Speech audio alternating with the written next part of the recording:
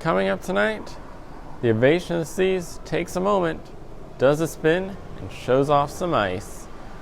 Music dominates the night, and we spend a little time with the Environmental Officer to learn what's being done to ensure this land remains.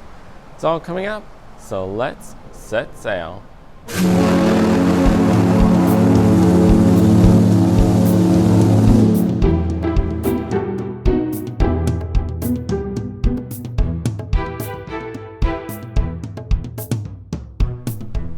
Welcome to day number 6 of the cruise view from onboard the Ovation of the Seas.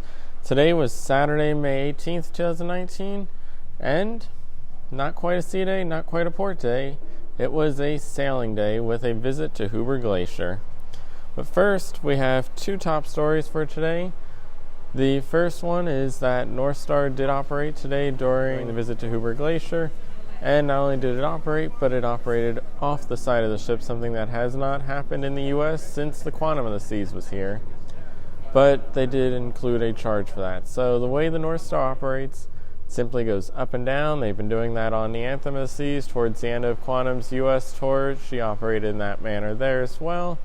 And of course, Ovation's been doing that in Australia as well as up here in Alaska with a basic up and down rotation. In Asia, though, the Quantum and even Ovation, while there, continued to do the full 16-minute ride that included going off the side of the ship in either direction. Today they returned to that original protocol with the Ovation of the Seas North Star, but along with that longer ride, they included the price tag as well.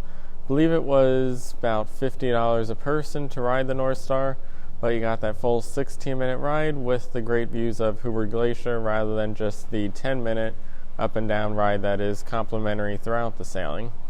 And this afternoon and evening, she did return to her normal operations with a reservation required time in the afternoon that was straight up and down, and a no reservation required time in the evening as well. The second top story we have, kind of a neat one from the Seattle Port Authority. They have a luggage deal that you can sign up for on board the Ovation, and if you've been to Disney World, this will sound very familiar to their Magical Express operation. If you choose to use the Seattle Port's luggage service, you can check into your flight from on board the ship, check your baggage on board the ship as well, and they will take that baggage from the ship to your plane and send it right off to your flight, so you don't have to see it until you get to your destination. If you opt for the service, not only does it simplify things, you don't have to deal with that luggage at all on the debarkation day, but you actually get to save a bit of money because they do not incur any overweight charges. So if your bag is right on the limit when flying to the ship, when you leave, you can load all those souvenirs up because there's no extra fee, there's no overweight, regardless of how much your suitcase weighs. It's simply the standard rate fees per bag that are incurred. So I'm not sure if there are any other ports and airports that have that kind of partnership. The closest thing I know of is the Disney Magical Express, which essentially does the exact same thing, but also includes your ride from the hotel to the port. From what I can tell, there is no included transfer or transportation included in this. It is not tied to the Royal Caribbean transfer service. There's no requirement linking those at all. It is purely about the luggage, and anyone can opt into that as long as their flight is afternoon on the day of departure and occurs on the day of departure. So if you're flying out the next day, you can't use the service. It must be same day and past noon. So then with our location, as I mentioned, we were at Hubbard Glacier today. Our noon location was 59 degrees and 46 minutes north by 139 degrees and 46 minutes west, which was right at the entrance to Hubbard Glacier and that little inlet there. That was shortly after we completed our visit, so it was just at noon that we were finally at that entrance again. And that itinerary map for the sailing is certainly starting to look a bit of a mess. We've been sailing up and down, left and right continuously. Right now, as I speak, we are sailing back into the inlet that we departed from after Icy Strait Point, and we're headed pretty much to Icy Strait Point before making a turn to head to Juneau for tomorrow. So for whatever reason, the layout of this itinerary does not account for where the ports are. It's just kind of all over the place, and it certainly looks that way on the map and will continue that way until the end of this sailing, which is a very different look than the pretty obvious and straightforward circles you often find on the Caribbean routes. So with our visit to Hubbard Glacier, we were listed as spending about 8 to 11 a.m. at Hubbard Glacier. The compass yesterday listed a note that we would start to make our entrance between 6 and 8 a.m. to be there on time. This morning, just past 7 a.m., we started our way into the little passageway and made it just in time for that 8 to 11 time period in front of the glacier itself. During the visit, we made several spins to give everybody a view before finally departing right at 11 p.m. and making it back to the ocean at about noon today. In terms of ship spotting, there's not a whole lot of room in that area, but on our way out of there and back to sea to head to tomorrow's destination, Juneau, we did pass the Celebrity Millennium at about 12:45 p.m. She was making her way to Hubbard Glacier for a 2 p.m. visit today as well. For the weather, we haven't had the greatest of weather lately. For the weather, this morning we had a sunrise at 4:34 a.m. and this evening we had an absolutely beautiful sunset at 9:56 p.m.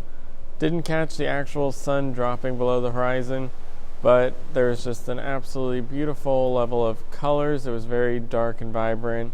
It wasn't that very mild look that we've been seeing for hours the past couple days, but a true sunrise this evening. And according to the compass, it was supposed to be a nice day with a high of 55. From what I can tell, it got much warmer than that, but the day as a whole was very up and down. This morning it started out with pretty much what the compass said.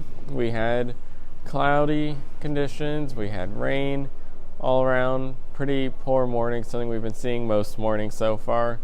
And it was incredibly chilly as we were making our way in, as we were sailing in. It was just completely cold. The wind was blowing like crazy. Everybody was bundled up. Not the greatest conditions. Once we got into the area of the glacier, though, things started to turn around. The skies started to clear. We got some blue skies. We had absolutely warm temperatures. The compass listed a high of 55 degrees. We ended up reaching 60 degrees today, according to the televisions around the ship. So it was an absolutely beautiful day, and you could just freely walk around those open decks and not be cold at all, which was perfect conditions for that visit today and for getting everybody a chance to go outside and enjoy that view. That weather was not long-term, though, unfortunately. It did continue to be beautiful until the afternoon, but about 3:15 p.m. we did get another rainstorm that came through. We've been seeing some very poor conditions in the morning and occasional afternoon storms. We got another one of those at 3:15 p.m. with a light rain, a couple moments that it was a little bit heavier, but for the most part just a light rain that continued on and off for several hours into the evening. The sea conditions were pretty smooth. It was pretty well perfect conditions for most of the day. This evening, as that weather started to make a turn, the winds picked up and the seas started to pick up. It's very unusual seas. It was not choppy. It did not look rough, but there were large rolling hills, and that was certainly moving the ship around. You could feel it all throughout, just the level of movement. According to the map, we were turning into where we made our way from Icy Strait Point the other day. And I have a feeling some of those waters and area might have caused a little bit of the movement that we're sensing, because once we got into that passageway, it was completely calm conditions again. So moving on to the compass and what went on today. It was essentially a port day, and that meant that most of the day was light and focused on what you would do in the port. So, unlike a port day where you book excursions, essentially the entire ship went on one large excursion to Hubbard Glacier today. So this morning, with anticipated entry to the area about 6 to 8 a.m., I got up at 5:15, hoping to ensure I got there in time to catch the entire entry. And when I woke up, as we've seen many mornings so far, that ugly weather, completely cloudy and foggy, could not see anything, certainly could not see any land. So I went back to bed, got up again about 6:15. Things had improved. Once again, you could see the land, you could see what was coming, and we were just making our way towards the entryway. By 6:45, I was up on the top deck to the bridge wing to watch the arrival, and we were just making our way into the area at that time. But unfortunately, as I mentioned, it was very cold, rainy, and windy for that arrival. As we got closer to the glacier, things started to improve. Things got a little bit warmer, calmer, and the crowd started to pour out onto the top decks. The solarium was packed, the indoor pool here was packed, deck 15 was packed. Pretty much all the outside areas throughout the top of the ship were completely packed. And that is why I started to move around the ship. There are so many places on board the Ovation of the Seas to watch these kinds of views. From the top deck with their beautiful solarium, the indoor pool. If you can't take the cold, you got plenty of places to be up top. You can even go to the Seaplex and watch from there. If you want to go outside, you can venture out onto deck 15, the bridge wings with their incredible views down the side of the ship, or even to the back of the ship to the iFly area, to the flow rider location, the Windjammer back deck. Plenty of places to see. And if you go down lower in the ship, deck 5 offered some incredible views, without a doubt the best views on board the entire ship. Right down there at the water level, you can really see what the ice looked like, what everything that was floating actually was in terms of size and the detail of everything. You could also hear it all. Up on the top deck, it was a little bit noisier, harder to hear things. If you're inside, you certainly couldn't hear anything. But outside, on deck 5, you could hear all the ice rubbing against each other, breaking apart, melting.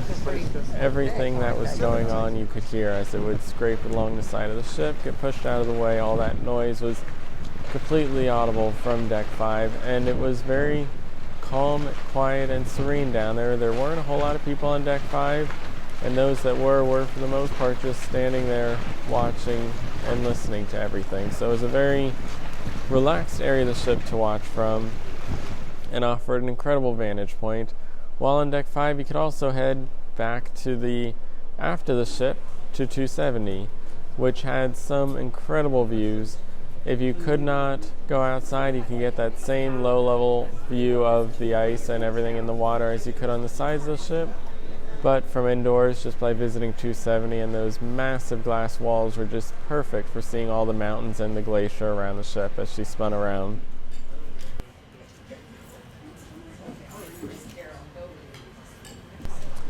They did spin the ship several times, and for that reason I continued to move around from location to location, just trying to take in a vantage point from everywhere I possibly could, spot all the differences, the different angles and everything, just listening and watching everything going on throughout the duration of the event. And that included those reflections all over the place, from the indoor pool's windows to the fitness facility, the Seaplex. There's so much glass up on those top decks that just reflected all the beauty of the nature around it. So that whole thing started about 8 p.m., lasted until pretty much exactly 11 p.m. before we got on our way. 11 p.m. we started to make our way out, weaving between the ice packs, pushing our way through some of the lighter ice, and making our way back out to sea, except this time there was no fog, no rain, those 60-degree beautiful temperatures, and you could just see everything. There were mountains that you didn't even realize were there that suddenly were fully visible and just massive all along the ship. So that was an incredible departure that really kind of made up for the fact that we could not see the arrival this morning. After that, it pretty much became a sea day. We're at sea. We remained at sea the entire day. But the compass was pretty light for the most part. There wasn't a whole lot of stuff going on in the afternoon. I spent my afternoon going around doing a bunch of interviews that you'll see throughout the sailing on the CruiseView. And that filled up my afternoon all the way to 5:15 when it was finally dinner time for tonight. It was another casual night, so certainly feels like we can confirm at this point there are no smart casual. Now the big question is, are there too formal, as there often are on the Ovation, or is there 3 formals as there normally is on an 11-night U.S. sailing. At this point, it looks like we may be leaning towards the 2. We'll see when we reach the end of the sailing where we actually end up. Tonight we had another great menu. Started off for me with a starter of the roasted poblano pepper soup. Had this on several ships. This one tasted absolutely incredible. It had a bit more of a spice to it than some of the other ships had, but it was an all-around great soup and one that I've had on many sailings and always enjoy. It's hard to mess the soups up since there's not as much effort into the appearance as much as the texture and taste of it, and that's pretty standardized at this point. For the entree, I went with the chicken parmesan, which was a nice large sized piece of chicken over some spaghetti noodles, along with a nice layer of mozzarella cheese melted over the top of it. And just like we saw yesterday, that chicken had absolutely incredible quality. The entire piece was perfect, clean, pure chicken all the way through, which is great because it shows the quality of the main dining room. At lunch, though, I did go to the Solarium Cafe to see what they were offering, and for the most part, that lunch in Solarium Cafe was the dinner from 2 days ago. It included the ribs as well as the chicken Kiev, which was so good the last time I had it, though. And in the Solarium Bistro, it was not the same kind of chicken. It had more grit and veins and other elements in it, and for the most part it was a much drier chicken. I'm not sure if it's because it was 2 days old or if there's different levels of quality, if they're intentionally pulling the best chicken for the main dining room. But so far, all the chicken I've had in the main dining room has been absolutely perfect and far above that of the other ships in the fleet. For dessert, we then had a pairing of incredible desserts for tonight. I went with the warm dark chocolate cookie, and this was absolutely perfect. Probably the best dessert of this sailing so far. Seems like it's easy to make a cookie, hard to mess that one up, but we've seen it messed up in the past. On the Symphony, I believe it was, that the cookie came out rather hard and it really wasn't the best dessert. Today's, as soon as the cookie came out, you could see it was thicker, it was bubbled, it just looked different, and the consistency of it was much more like a brownie. It was nice and soft. It's probably only about a half-baked cookie rather than fully through, which left it very raw and doughy and tasting incredible, along with that vanilla ice cream, and it came out nice and warm as well. So that was an incredible dessert. As I mentioned, probably the best of the sailing so far, and it tasted and felt very similar to the chocolate lava cake. So hopefully how good this dessert was is a sign of what the chocolate lava cake could become when we finally have that this sailing. In addition to that, I also went with the lemon curd tartlet, and this was a nice little miniature personal size pie crust filled with a lemon flavor, and then a nice marshmallowy meringue on top that is a little bit toasted over on the top. So that was another delicious dessert. That one was a little bit too much for me. I probably ate about half of that before it just got a little overwhelming, but it was a delicious one. You just have to like that kind of flavor and sweetness. Following dinner, I then headed off to the main show for tonight. Tonight's headliner showtime was a tribute to Celine Dion starring Elisa Furr.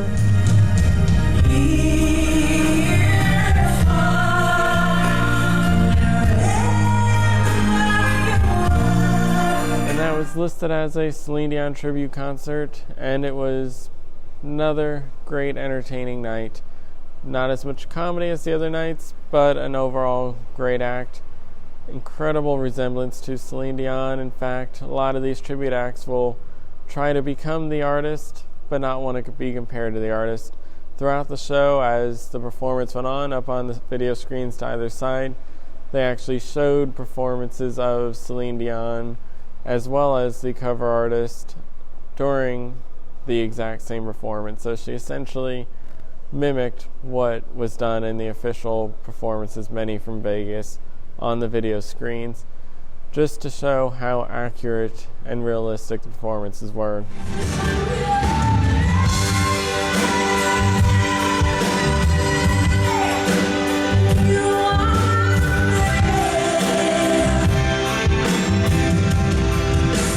It was not 100% Celine Dion though.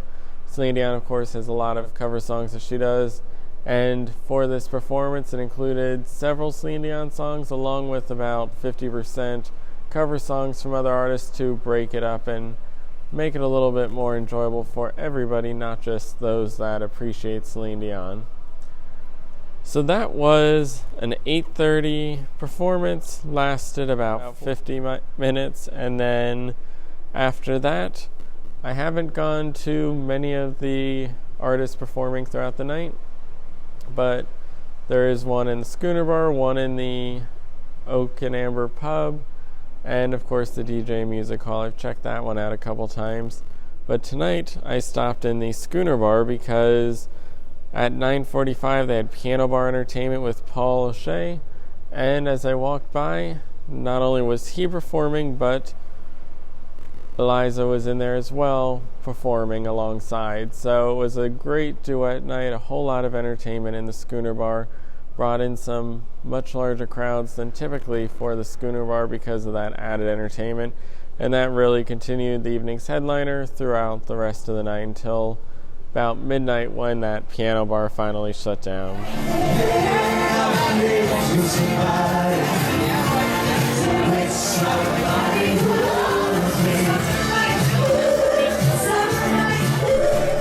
After a little bit of time at the piano bar and the Schooner Bar, I then headed to Music Hall. At 10:30 p.m. was the Finish That Lyric game show, and that was hosted by Angela. It featured several contestants attempting to figure out the lyrics to a song. The DJ would play the music, stop it, and at that point the contestant had to complete what the lyrics were that were going to come next. And Angela did an incredible job keeping it light and entertaining, really trying to take that competitive edge off of it and just make it an overall fun, entertaining event for everybody participating and watching. A lot of free passes on questions to get people through to the next rounds. Just a lot of effort to keep it a little bit lighter than the competition that it has become on some ships where people have gotten very aggressive in trying to win these kinds of games. Sunshine in my pocket, got that good soul in my feet. So I remember that's enough. It's enough. Sunshine in my pocket. That's what I was looking for. Give her a big round of applause. And number 2. So that was 10:30. It got done at about 11:30, and beyond the couple artists that were performing around the ship, that pretty much ended the night. Most venues were well closed up by that time. Some venues remain closed tonight even after the piano bar in the Schooner and the Oak and Amber Pub shut down for the evening. Music Hall, as I walked through a few minutes ago, is still completely empty. There was pretty much nobody in there. I think there were 2 people playing pool, and that was it for the entire venue. It was just completely deserted with the DJ playing music in there. So for the most part, tonight has been a very early night for most people on board the ship. So then moving on from there, of course, the Hubbard Glacier was the big event of today.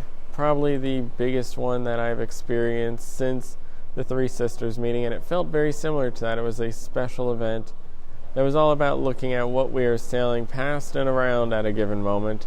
And that was a whole lot of fun, but that would only be possible if we preserved everything and kept all of the pollution under control. So for tonight, I do have an interview. I got to sit down with the Environmental Officer of the Ovation Seas, Yoko, to learn all about what the Ovation Seas is capable of to help preserve this land.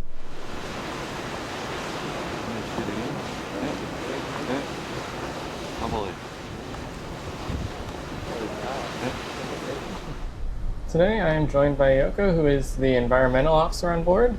Thanks for joining me. Nice to meet you. Could you provide a little bit of background on yourself? Yes, my name is Yoko. I am Japanese, originally from Japan. I'm living actually in Norway for the last 16 years, and I'm doing this environmental officer for 8 years. So what led you to join Royal Caribbean? Join the Royal Caribbean. Actually, in my case, it was love at the first sight. That time I was living in Australia, in Port of Sydney. I saw one of the cruise ship, and at the moment I knew this concept, floating hotel, floating city, working with multinational is something for me. So now here I am working for a Caribbean. What's the requirements to hold the position of environmental officer? The requirement to hold the environmental officer's position, first of all, you have to have a knowledge about rules and regulations of environmental wherever we are sailing. Plus, you need to have a management skill. And plus, if you know maritime business, that will also help. The Ovation Seas is part of the Quantum class of ships. They are known as the smartest, most high-tech ships afloat, but that goes much deeper than just the surface. How does she handle the air emissions released on board? Yes, as you mentioned, this Quantum class ship has lots of sustainable initiatives. It comes to the air emission. This is one of the ships designed and built with multi-stream air emission purification systems, so-called scrubbers. So these technologies actually basically using the water, purifying the sulfur and also particulate matters called so-called PM. So that's enabled to the ship to sail with any type of fuel. And so air emission right now, as per maritime regulations, it's became more strict with sulfur content. So this ship can meet with the requirement by using scrubbers. So the Ovation Seas keeps the air clean, but it's also important to keep those pristine waters looking good that she sails through. How does she handle the waste release on board? Waste release, speaking about wastewater, this ship is also built with advanced wastewater purification system. That is the system to treat the multi-stream, meaning all the wastewater such as toilet, shower, sink, galley, laundry, before discharge. And also quality is very high, and meeting with most of the discharge quality requirement. With about 6,000 guests and crew on board this ship, there's a lot of trash produced throughout each day of the sailing. How is that handled during this voyage? Waste handling, the company has a very straightforward key concept: reduce, reuse, recycle. So we follow that policy. So we try to recycle as much as possible, and we reduce the amount of waste produced from the ships. Throughout this sailing, we've seen a lot of sea life over the side of the ship. How does the Ovation Seas ensure those creatures are kept safe? Particularly sailing in Alaska, you encounter with lots of wildlife, whales, seals.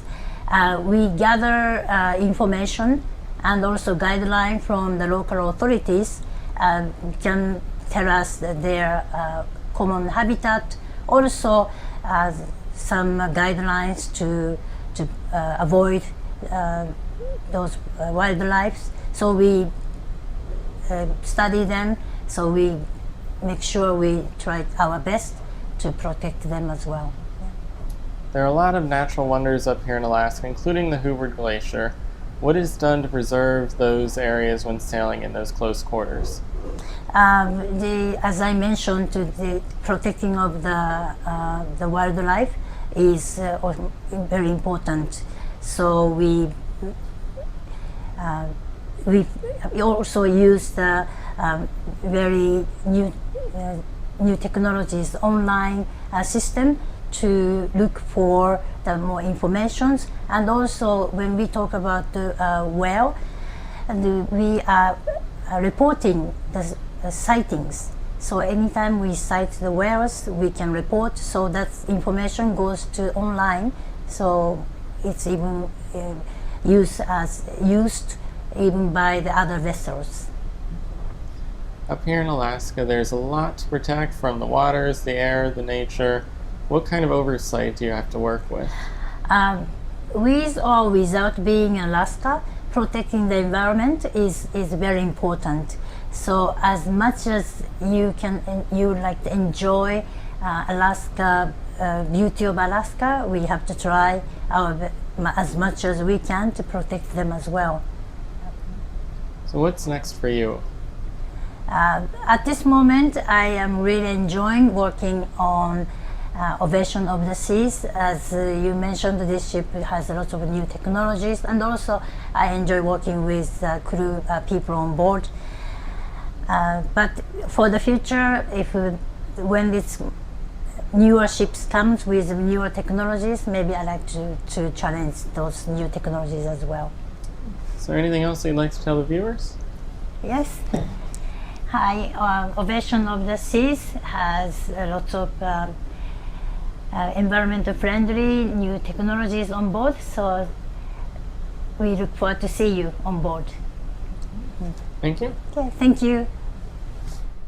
So as always, I want to thank Yoko for taking the time to talk to me, to explain all the things that the Ovation of the Seas is capable of to help preserve this incredible land that we are sailing through right now and throughout this entire voyage, because Alaska is becoming a far more popular place lately, especially this season has really taken off.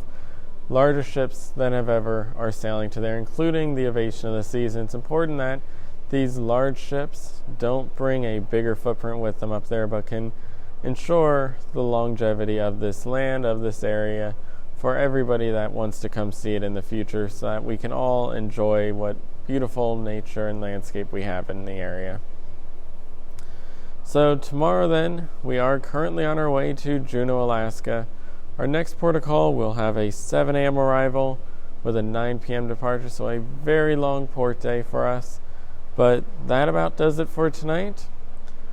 Once again, I'm Picone. Thanks for watching, and stay tuned for the links, including a link to that incredible Hubbard Glacier visit.